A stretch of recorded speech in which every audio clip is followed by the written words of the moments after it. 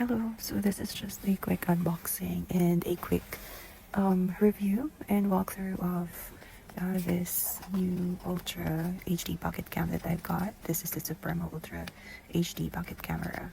So upon opening the box, well, I've already unboxed this, so just want to give you what's inside the box. So you'll see the stickers and manuals. I got this from Kim Store from Lazada online.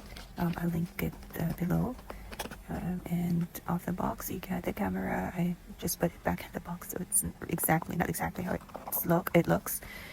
We got the remote, a Bluetooth remote, which really works well. I like that additional accessory. So you got your charger, USB charger, the microphone, external microphone mount, a clip mount, which I haven't used, and then a wrist band or lanyard, I guess. So that's all in the box. And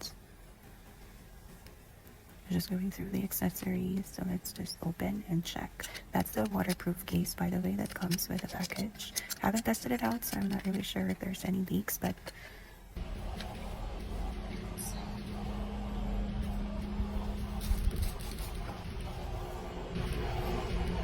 this is the LCD, the camera, which you can turn.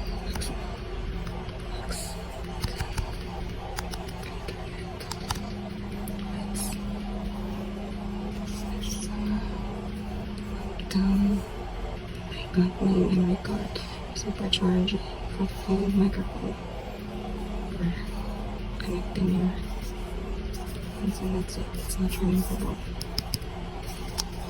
I threw it on.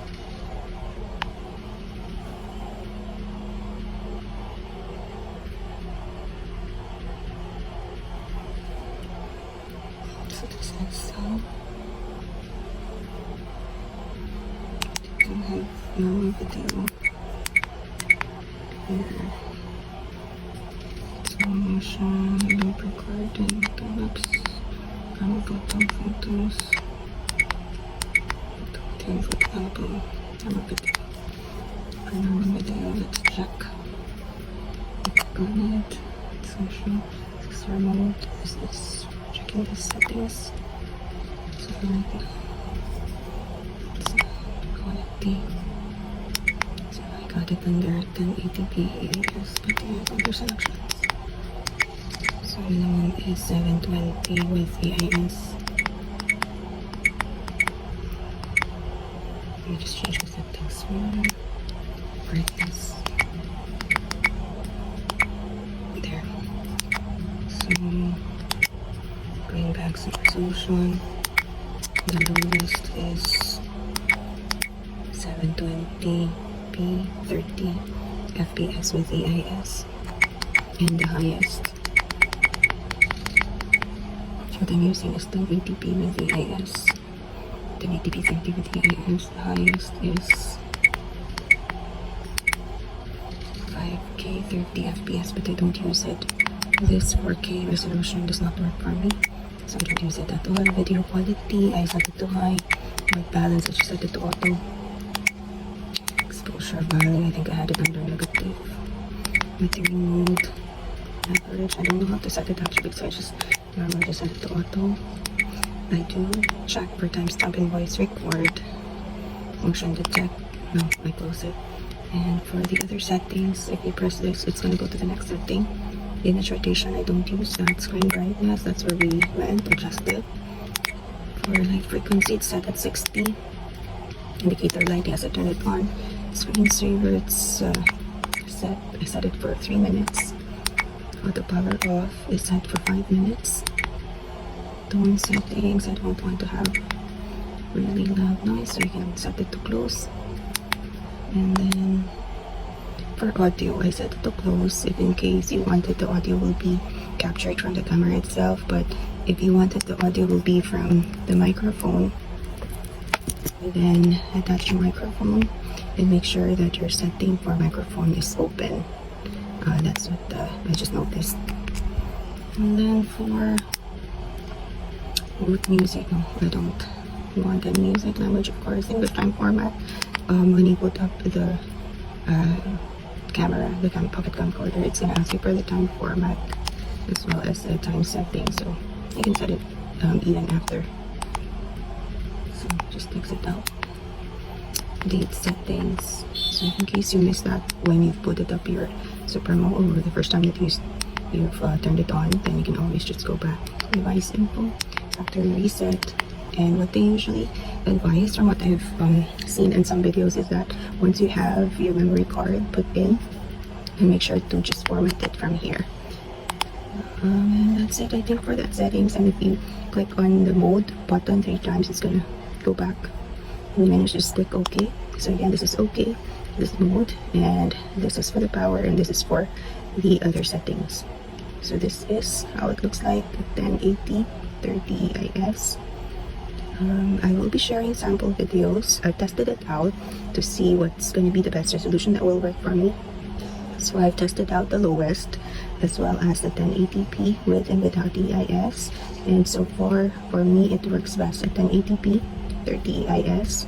720p 30 EIS also works good, so you can just test it out and see what works best for you. So sample photo is where you can actually check photos you've taken. And let's see, let's check a sample photo. So this is, you can still view the photos that you have, of course, but since it's a very small screen, it's best if you either just transfer it from your memory card to your computer and then watch it from there. I don't really download the app. For some reason, I just don't want to use apps for these devices. And then there's a sample video. So it's going to give you like the resolution or the date. And this is at 1080p 30 FPS with EIS. It's really okay for its price, especially considering it's just around 2,000. And that's it. My downside, I guess, for this camera is let me just go back to the video settings. So it has a good resolution if you're really just starting off, if you want to just record. And what I like about it, it's really just small. It fits in my hand. So if I'm really in a public area and I don't want to draw attention, I really like this feature. And it does have it's an okay video quality for me, since I'm really not a techie person and I really don't plan on using it for really a lot. So this just works fine. This rotation is manual, and just be careful because it cannot extend beyond this. So that's a maximum. And if you turn it around, just make sure that you don't see me. And this is the maximum as well. But I like it because even if it's turned, like if you're doing the selfie or if it's turned towards you like this, and there's words or store names or whatever behind you, it reads it just right. It doesn't mirror it or doesn't reverse the information, so that's really good. What I'm concerned of is that it's let me just turn it off. It actually it gets warm, but it's really not bothersome for me. Maybe if you're concerned this matte finish at the back, it really picks up if you have really hands like mine, but it really doesn't show that much. It doesn't have a removable battery, so my concern about that is if your battery is already dead or defective, there's really no way to change it. I don't know if a technician will be able to open this up and get it back together still, and it kind of makes it like a disposable camera. But I hope that it lasts long because I really like the feature, because this is really affordable rather than getting my major wish list is the DJI Osmo Pocket 3, but that's really a lot. That costs a lot, so this is good so far. If you just want to start with video recording, just capturing moments, and you don't want that other people looking at you every time, so this is a good camera. That's it. I hope you like this. You can get when I ordered this online. I'll share the link below. Thank you. Oh, by the way, I'll be sharing sample videos of the resolutions that I've tested out, maybe in the next few days or in the next week. Thank you.